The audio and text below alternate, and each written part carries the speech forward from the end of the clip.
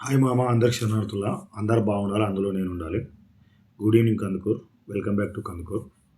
నేను 5:35 ఆ టైంలో పెట్టినటువంటి వీడియో ఒకటి డిలీట్ చేసిన. డిలీట్ చేయడానికి రీజన్ ఏంటో కూడా చెప్తాను. కందుకూరు నుంచి వెళ్ళి నేందూరులో వీడియో ఎక్స్ప్లోర్ చేసే టైంలో టీజీఎస్ మోడల్ స్కూల్ వైపు వెళ్ళినప్పుడు పిల్లలకు ఇబ్బంది అవుతున్న ఉద్దేశంతో దానిపైన వీడియో చేయడం జరిగింది. అయితే ఒక ప్రైవేటు ట్రావెల్ బస్ ఉన్నది. వాళ్ళు మనకు ఫోన్ చేసి అబ్జెక్షన్ చేసినందుకు ఆ వీడియో డిలీట్ చేయడం జరిగింది. డిలీట్ చేయడానికి కూడా రీజన్ ఏంటంటే, అమ్మాయిలను వీడియోలో చూపిస్తే బాగుండదనే ఉద్దేశంతో అక్కడ బస్సు అటు సైడ్ చూపించిన. ఏంటంటే ప్రైవేట్ వాళ్ళకు కూడా ఉపాధి లభిస్తుంది. మనకు ముఖ్యంగా విద్యార్థులకు, పాఠశాల విద్యార్థులకు బస్సు సౌకర్యాలు కూడా సరిగ్గా లేకపోవడం. ఇంచుమించు 600-700 మంది ఆ పాఠశాలకు వస్తూ ఉంటారు. అంతమందికి ఉదయం సాయంత్రం బస్సు లేక చాలామంది పడిగావులనేటువంటిది వస్తారు.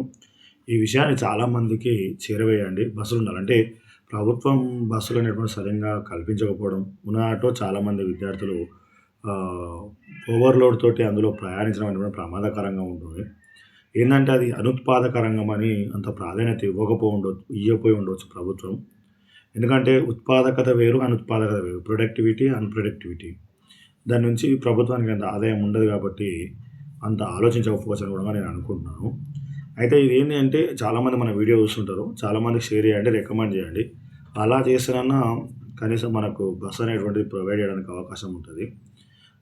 ఇంతకుముందు వీడియోలో జగదీష్ అనే అతను అక్కడ పనిచేసే వ్యక్తి దానిపైన మాట్లాడడం కూడా జరిగింది. చాలామంది కూడా చూశారు.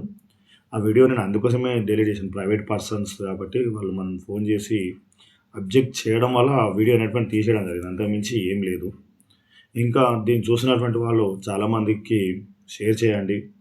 అదేవిధంగా చాలామందికి చేరవేయండి. బస్సు రవాణా అనేటువంటిది తప్పనిసరి.